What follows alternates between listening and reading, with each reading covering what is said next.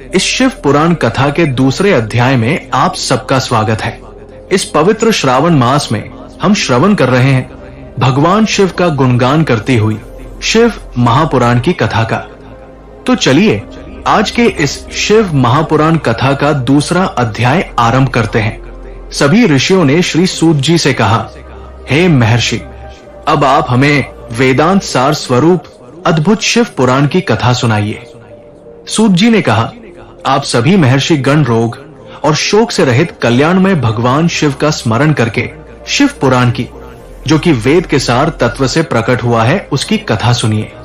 शिव पुराण में भक्ति, ज्ञान और वैराग्य, इन तीनों का प्रीति पूर्वक गान किया गया है।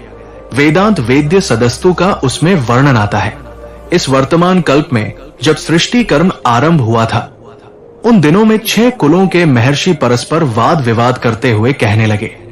उनमें से एक ने कहा, कुछ वस्तु सबसे उत्कृष्ट है और कुछ नहीं है। उनके इस विवाद ने अत्यंत महान रूप धारण कर लिया और तब वे सब के सब अपनी शंका का समाधान करने के लिए ब्रह्मा जी के पास गए।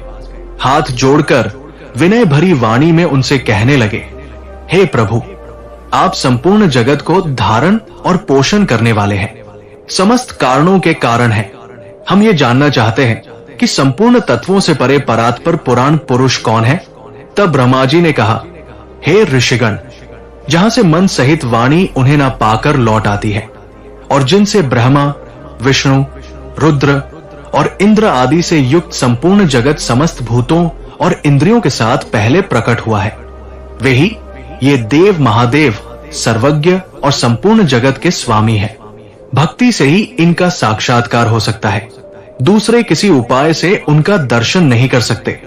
रुद्र, हरि, हर और अन्य देवेश्वर सदा उत्तम भक्ति भाव से उनका दर्शन करना चाहते हैं। भगवान शिव में भक्ति होने से मनुष्य संसार बंधन से मुक्त हो जाता है। इसलिए आप सभी ब्रह्मर्षि भगवान शंकर का कृपा प्रसाद प्राप्त करने के लिए भूतल पर जाकर सहस्त्रों वर्षों तक चालू रहने वाले एक विशाल यज्ञ का आयोजन करो। इन यज्ञपति भगवान शिव की कृपा से वेदोक्त विद्या के सारभूत साध्य और साधन का ज्ञान हो जाएगा। शिव पद की प्राप्ति ही साध्य है, उनकी सेवा ही साधन है और उनके प्रसाद से जो नित्य नैमित्तिक आदि फलों की ओर से निष्प्रु होता है, वही साधक है। वेदों में बताए गए कर्मों के अनुष्ठान करके उसके महान फलों को भगवान शिव के चरणों में समर्पित कर देना, यही परमेश्वर पद की प्राप्ति है। वही सालोक्य आदि के क्रम से प्राप्त होने वाली मुक्ति है। उन पुरुषों की भक्ति के अनुसार उन सबको उत्कृष्ट फल की प्राप्ति होती है। उस भक्ति के साधन अनेक प्रकार के हैं, जिनका साक्षात महेश्वर ने प्रतिपादन किया है। कान से भगवान के नाम, गुण और लीलाओं का श्रवण करना, वाणी द्वारा इनका कीर्तन करना और मन के द्वारा उनका मनन, इन तीनों को महान साधन कहा गया है। तात्पर्य यह है कि महेश्वर का श्रवण, कीर्तन और मनन करना चाहिए। ये श्रुति का वाक्य हम सबके लिए प्रमाणभूत है और इसी साधन से संपूर्ण मनोरथों की सिद्धि में लगे हुए आप सभी लोग परम साध्य को प्राप्त हो जाइए। लोग प्रत्यक्ष वस्तु को नेत्रों से देखकर उसमें प्रवृत्त होते हैं, लेकिन जिस वस्तु का कहीं भी दर्शन नहीं होता, उसे श्रवण इंद्रिय द्वारा जानकर, सुनकर मनुष्य उसकी प्राप्ति कर सकता है। इसलिए पहला साधन श्रवण बताया है। उसके द्वारा गुरु के मुख से तत्व को सुनकर श्रेष्ठ बुद्धि वाला विद्वान पुरुष बाकी साधन कीर्तन और मनन की सिद्धि करे। भगवान शंकर की पूजा, उनके नामों के जप और उनके गुण, रूप, विलास और नामों का युक्ति परायण चित्त द्वारा जो निरंतर चिंतन करता रहता है, उसी को मनन कहा गया है और वो महेश्वर की कृपा दृष्टि से प्राप्त होता है। उसे समस्त श्रेष्ठ साधनों में प्रधान या प्रमुख कहा गया है। सूत जी ने आगे कहा, हे मुनीश्वरों, इस साधन का महात्म बताने के प्रसंग में मैं आप लोगों के लिए एक प्राचीन वृतांत का वर्णन करता हूं। अब उसे आप ध्यान से सुनिए। बहुत समय पहले की बात है। पराशर मुनि के पुत्र मेरे गुरुदेव व्यास देव जी सरस्वती नदी के सुंदर तट पर तपस्या कर रहे थे। एक दिन सूर्य के समान तेजस्वी विमान से यात्रा करते हुए भगवान सनत कुमार अकस्मात वहां आ गए। उन्होंने मेरे गुरु को वहां देखा। वे ध्यान में मग्न थे। उनके जागने पर उन्होंने ब्रह्मपुत्र सनत कुमार जी को अपने सामने उपस्थित देखा तो उन्हें देखकर वे बड़े वेग से उठे और उनके चरणों में प्रणाम करके मुनि ने उन्हें अर्घ्य दिया। देवताओं के बैठने योग्य आसन भी अर्पित किया। तब प्रसन्न हुए भगवान सनत कुमार विनम्रता से खड़े हुए और व्यास जी से गंभीर वाणी में कहने लगे, हे मुनि, तुम सत्य वस्तु का चिंतन करो। वो सत्य पदार्थ भगवान शिव है जो तुम्हारे साक्षात्कार के विषय होंगे। भगवान शंकर का श्रवण, कीर्तन, मनन, ये 3 महत्वपूर्ण साधन कहे गए हैं। ये तीनों ही वेद सम्मत है। पूर्व काल में मैं दूसरे साधनों के भ्रम में पड़कर घूमता घूमता मंदराचल पर जा पहुंचा था और वहां तपस्या करने लगा। उसके बाद महेश्वर शिव की आज्ञा से भगवान नंदिकेश्वर वहां आए। उनकी मुझ पर बड़ी दया थी। वे सबके साक्षी और शिव गणों के स्वामी भगवान नंदिकेश्वर मुझे स्नेह पूर्वक मुक्ति का उत्तम साधन बताते हुए कहने लगे। उन्होंने कहा कि भगवान शंकर का श्रवण, कीर्तन और मनन, ये तीनों साधन वेद सम्मत है और मुक्ति के साक्षात कारण है। ये बात स्वयं भगवान शिव ने मुझसे कही है। इसलिए हे ब्राह्मण, आप श्रवण आदि तीनों साधनों का अनुष्ठान करो। व्यास जी से बारंबार ऐसा कहकर अपने अनुगामियों सहित ब्रह्मपुत्र सनत कुमार परम सुंदर ब्रह्मा धाम में वापस चले गए। और इस प्रकार पूर्व काल के इस उत्तम वृतांत का मैंने आप सबसे संक्षेप में वर्णन किया। सूत जी की इस बात को सुनकर ऋषियों ने कहा, हे सूत जी, श्रवण आदि 3 साधनों को आपने मुक्ति का उपाय बताया, ये तो ठीक है, लेकिन जो श्रवण आदि तीनों साधनों में भी असमर्थ हो, वो मनुष्य क्या प्रयास करके मुक्त हो सकता है? किस साधन भूत कर्म के द्वारा बिना प्रयत्न के ही मोक्ष मिल सकता है? ये सुनकर सुत जी कहते हैं, हे ऋषियों, जो श्रवण, कीर्तन और मनन इन तीनों साधनों के अनुष्ठान में समर्थ ना हो, वो भगवान शंकर के लिंग और मूर्ति की स्थापना करके उसकी पूजा करें तो संसार सागर से पार हो सकता है। वंचना अथवा छल न करते हुए अपनी शक्ति के अनुसार धन राशि ले जाएं और उसे शिवलिंग अथवा शिव मूर्ति की सेवा के लिए अर्पित करें। साथ ही निरंतर उस शिवलिंग और मूर्ति की पूजा भी करें। उसके लिए भक्ति भाव से मंडप, गोपुर, तीर्थ, मठ और क्षेत्र की स्थापना करें और उत्सव मनाएं। वस्त्र, गंध, पुष्प, धूप, दीप, पुआ और शाख आदि व्यंजनों से युक्त भांति भांति के भक्ष, भोजन अन्य नैवेद्य के रूप में समर्पित करें। छत्र, ध्वजा, व्यंजन, चामर, अन्य अंगों सहित राज उपचार की भांति सब सामान भगवान शिव के लिंग और मूर्ति को चढ़ाएं। प्रदक्षिणा, नमस्कार यथाशक्ति जप करें। आवाहन से लेकर विसर्जन तक सारा कार्य प्रतिदिन भक्ति भाव से करें। इस प्रकार शिवलिंग और शिव मूर्ति में भगवान शंकर की पूजा करने वाला पुरुष श्रवण आदि साधनों का अनुष्ठान न करे तो भी भगवान शिव की प्रसन्नता से सिद्धि प्राप्त कर लेता है।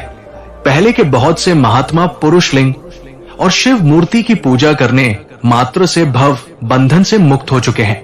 तब ऋषियों ने पूछा है, प्रभु, मूर्ति में ही सर्वत्र देवताओं की पूजा होती है, लिंग में नहीं, परंतु भगवान शिव की पूजा सभी जगह मूर्ति में और लिंग में भी क्यों की जाती है?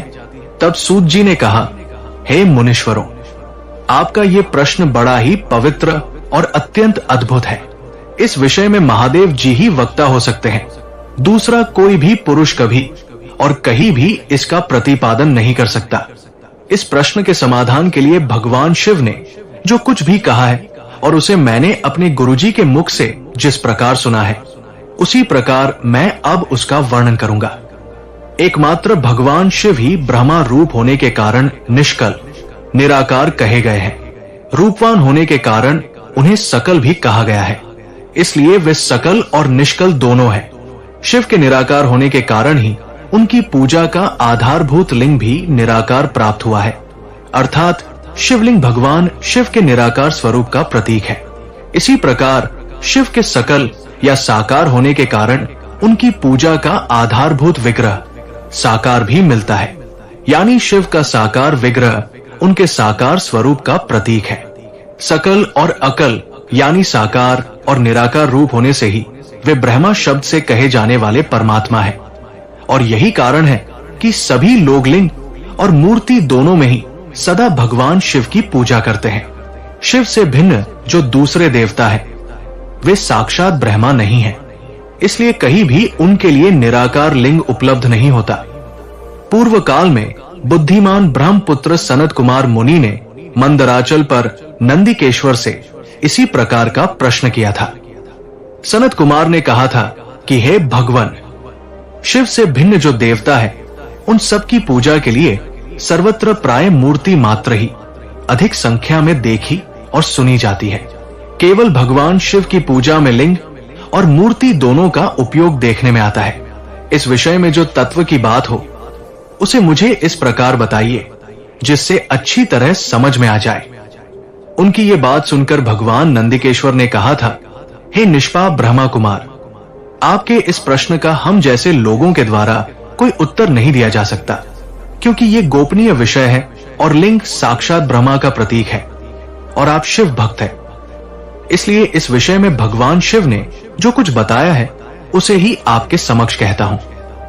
भगवान शिव ब्रह्मा स्वरूप और निराकार है, इसलिए उन्हीं की पूजा में निराकार शिवलिंग का उपयोग होता है। संपूर्ण वेदों का यही मत है। ये सुनकर सनत कुमार ने कहा, हे महाभाग योगेंद्र, आपने भगवान शिव और दूसरे देवताओं के पूजन में लिंग और मूर्ति के प्रचार का जो रहस्य विभाग पूर्वक बताया वो यथार्थ है, और इसलिए लिंग और मूर्ति आदि की उत्पत्ति का जो उत्तम वृतांत है उसी को मैं इस समय सुनना चाहता हूं। इस शिवलिंग के प्राकट्य का रहस्य सूचित करने वाला प्रसंग मुझे सुनाइए। इसके उत्तर में भगवान नंदिकेश्वर ने महादेव जी के निष्कल स्वरूप शिवलिंग के आविर्भाव का प्रसंग सुनाना आरंभ किया। उन्होंने ब्रह्मा तथा विष्णु के विवाद, देवताओं की व्याकुलता और चिंता, देवताओं का दिव्य कैलाश शिखर पर गमन, उनके द्वारा चंद्रशेखर महादेव का स्तवन इत्यादि प्रसंगों की कथा कही, और उसके बाद श्री ब्रह्मा और भगवान विष्णु दोनों के द्वारा उस ज्योतिर्मय स्तंभ की ऊंचाई और गहराई का था लेने की चेष्टा और केत की पुष्प के श्राप तथा वरदान आदि के प्रसंग सुनाए। उसके बाद वे दोनों ब्रह्मा और विष्णु भगवान शंकर को प्रणाम करके दोनों हाथ जोड़कर उनके दाएं और बाएं भाग में चुपचाप खड़े हो गए। फिर उन्होंने वहां साक्षात प्रकट पूजनीय महादेव जी को श्रेष्ठ आसन पर स्थापित करके पवित्र पुरुष वस्तुओं द्वारा उनका पूजन किया। दीर्घकाल तक अविकृत भाव से स्थिर रहने वाली वस्तुओं को पुरुष वस्तु कहते हैं, और अल्पकाल तक ही टिकने वाली क्षणभंगुर वस्तुएं प्राकृतिक वस्तुएं कहलाती है। इस प्रकार वस्तु के ये दो भेद जानने चाहिए। हार, नूपुर, केयूर, किरट, मणिमय कुंडल, यज्ञोपवित, उत्तरीय वस्त्र, पुष्पमाला, रेशमी वस्त्र, हार मुद्रिका, पुष्प, तांबुल, कपूर, चंदन, अगरू का लेप, धूप, दीप, श्वेत, छत्र ध्वजा तथा अन्य दिव्य उपहारों द्वारा जिनका वैभव वाणी और मन की पहुंच से परे था, जो केवल पशुपति के ही योग्य थे और जिन्हें पशु कदापि नहीं पा सकते थे, उन दोनों ने अपने स्वामी महेश्वर का इन सब से पूजा और पूजन किया। सबसे पहले वहां ब्रह्मा जी और भगवान विष्णु ने भगवान शंकर की पूजा की, और इससे प्रसन्न होकर भक्ति पूर्वक भगवान शिव ने वहां नम्र भाव से खड़े हुए उन दोनों देवताओं से इस प्रकार कहा, हे देव, आज का दिन एक महान दिन है। इसमें आपके द्वारा जो आज मेरी पूजा हुई है, इससे मैं आप लोगों पर बहुत प्रसन्न हूं। इसी कारण से ये दिन परम पवित्र और महान से महान होगा। आज की ये तिथि शिवरात्रि के नाम से विख्यात होकर मेरे लिए परम प्रिय होगी। इस शिवरात्रि के दिन जो मेरे शिवलिंग, मेरी मूर्ति इन दोनों की पूजा करेगा, वो पुरुष जगत की सृष्टि और पालन आदि कार्य भी कर सकता है। जो शिवरात्रि को दिन रात निराहार और जितेंद्रिय रहकर अपनी शक्ति के अनुसार निश्चल भाव से मेरी यथोचित पूजा करेगा। उसको मिलने वाले फल का वर्णन सुनो। 1 वर्ष तक मेरी पूजा करने पर जो फल मिलता है, वो सारा फल केवल शिवरात्रि को मेरा पूजन करने से मनुष्य तत्काल प्राप्त कर लेता है। जैसे पूर्ण चंद्रमा का उदय समुद्र की वृद्धि का अवसर है, उसी प्रकार ये शिवरात्रि तिथि मेरे धर्म की वृद्धि का समय है। इस तिथि में मेरी स्थापना आदि का मंगलमय उत्सव होना चाहिए।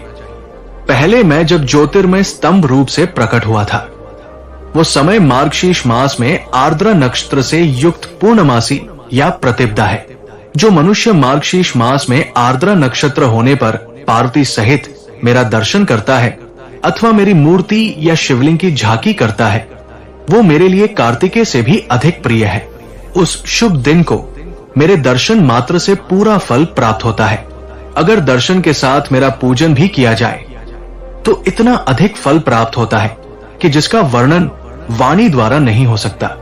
वहां पर मैं शिवलिंग रूप से प्रकट होकर बहुत बड़ा हो गया था, इसलिए उस लिंग के कारण यह भूतल लिंग स्थान के नाम से प्रसिद्ध हुआ। जगत के लोग इसका दर्शन और पूजन कर सके, इसके लिए ये अनादि और अनंत ज्योति स्तंभ अथवा ज्योतिर्मय लिंग अत्यंत छोटा हो जाएगा। ये शिवलिंग सब प्रकार के भोग सुलभ कराने वाला और भोग तथा मोक्ष का साधन है। इसका दर्शन, स्पर्श और ध्यान किया जाए तो ये प्राणियों को जन्म और मृत्यु के कष्ट से छुड़ाने वाला है। अग्नि के पहाड़ जैसा जो ये शिवलिंग प्रकट हुआ है, इसके कारण ये स्थान अरुणाचल नाम से प्रसिद्ध होगा। यहां अनेक प्रकार के बड़े बड़े तीर्थ प्रकट होंगे। इस स्थान में निवास करने या मरने से जीवों का मोक्ष भी हो जाएगा। मेरे 2 रूप है, सकल और निष्कल। दूसरे किसी के ऐसे रूप नहीं है। पहले मैं स्तंभ रूप से प्रकट हुआ, फिर अपने साक्षात रूप से। ब्रह्मा भाव मेरा निष्कल रूप है और महेश्वर भाव साकार स्वरूप। ये दोनों मेरे ही सिद्ध रूप है। मैं ही परब्रह्म परमात्मा हूं। कला युक्त और अकल मेरे ही स्वरूप है। ब्रह्मा रूप होने के कारण मैं ईश्वर भी हूं। जीवों पर अनुग्रह आदि करना मेरा कार्य है। मैं सबसे बेहद और जगत की वृद्धि करने वाला होने के कारण ब्रह्मा कहलाता हूं। सर्वत्र समरूप से स्थित और व्यापक होने से मैं ही सबका आत्मा हूं। सर्ग से लेकर अनुग्रह तक जो जगत संबंधी 5 कृत्य है, वो सदा मेरे ही है, क्योंकि मैं ही सबका ईश्वर हूं। पहले मेरे ब्रह्मा स्वरूपता का बोध कराने के लिए निष्कल लिंग प्रकट हुआ था। फिर अज्ञात ईश्वरत्व का साक्षात्कार कराने के लिए मैं साक्षात जगदीश्वर ही सकल रूप में तत्काल प्रकट हो गया। अतः मुझ में जो ईश तत्व है, उसे ही मेरा साकार रूप जानना चाहिए। जो ये मेरा निराकार स्तंभ है, वो मेरे ब्रह्मा स्वरूप का बोध कराने वाला है। ये मेरा ही शिवलिंग है। तुम दोनों प्रतिदिन यहां रहकर इसका पूजन करो। ये मेरा ही स्वरूप है, मेरे साम्य की प्राप्ति कराने वाला है। महान पुरुषों को भी इस शिवलिंग का पूजन करना चाहिए। मेरे एक शिवलिंग की स्थापना करने का ये फल बताया गया है कि इससे उपासक को मेरी समानता की प्राप्ति हो जाती है।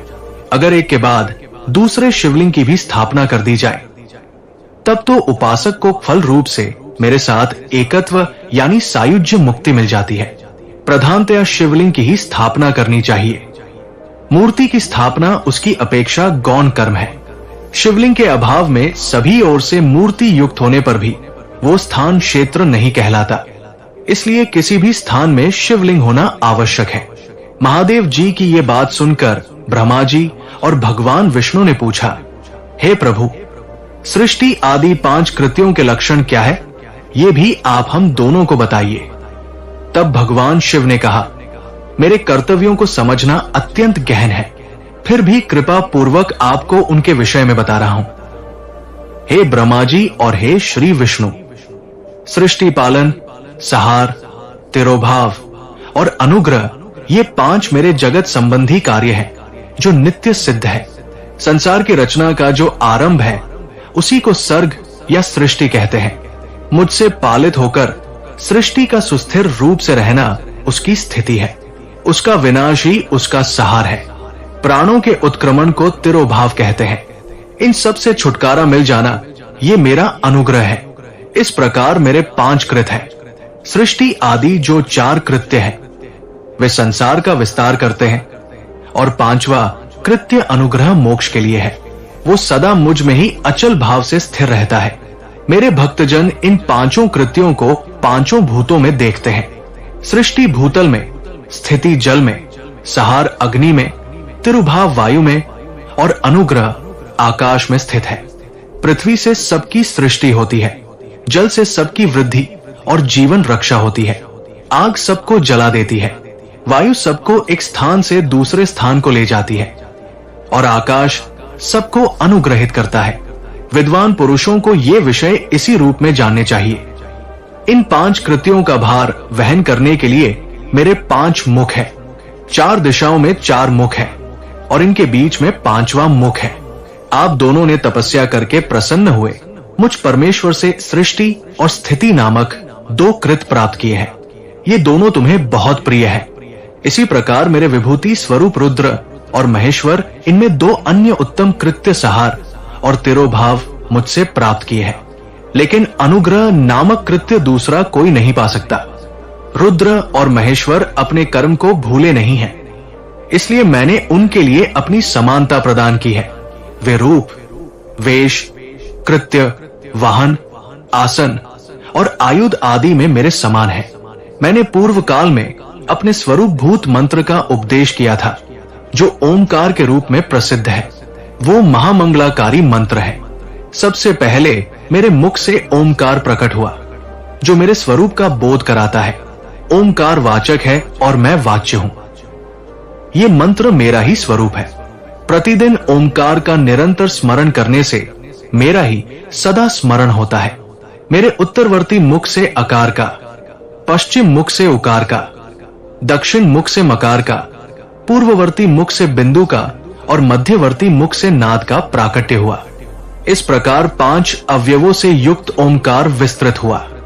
इन सभी अवयवों से एकीभूत होने के कारण वो प्रणव ओम नामक एक अक्षर हो गया। ये नाम रूपात्मक सारा जगत और वेद उत्पन्न स्त्री पुरुष वर्ग रूप दोनों कुल इस प्रणव मंत्र से व्याप्त है। इसी से पंचाक्षर मंत्र की उत्पत्ति हुई, जो मेरे सकल रूप का बोधक है। वो अकारा आदि क्रम से और मकारा आदि क्रम से क्रमशः प्रकाश में आया। इस पंचाक्षर मंत्र से यानी कि ओम नमः शिवाय इसका मात्रा का वर्ण प्रकट हुए, जो 5 भेद वाले हैं।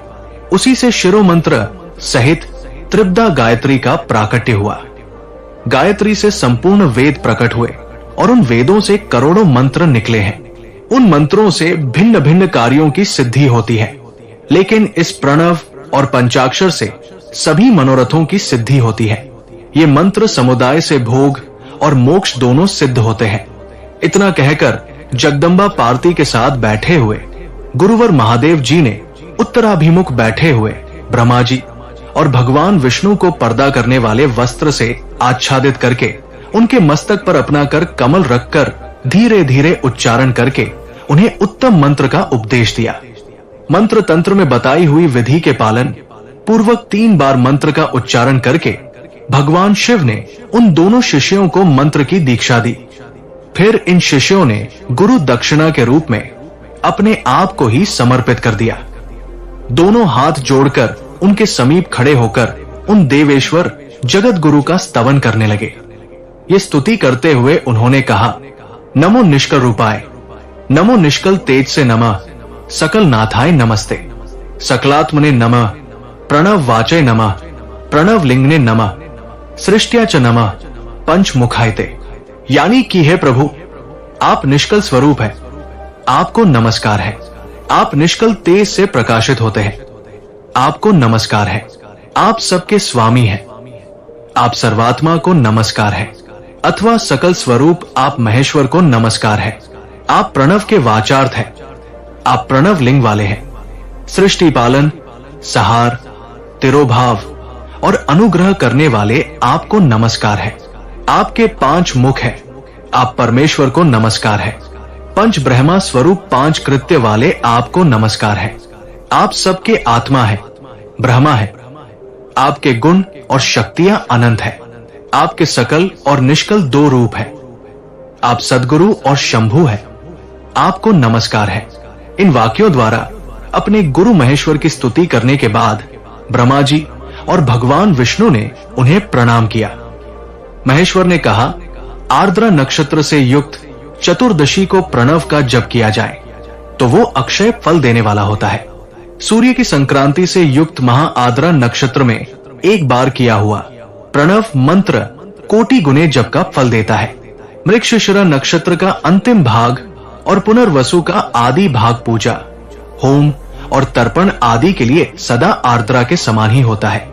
ये भी जानना चाहिए, मेरा या मेरे शिवलिंग का दर्शन प्रभात काल में ही यानी कि प्रातः और मध्याह्न के पूर्व काल में करना चाहिए।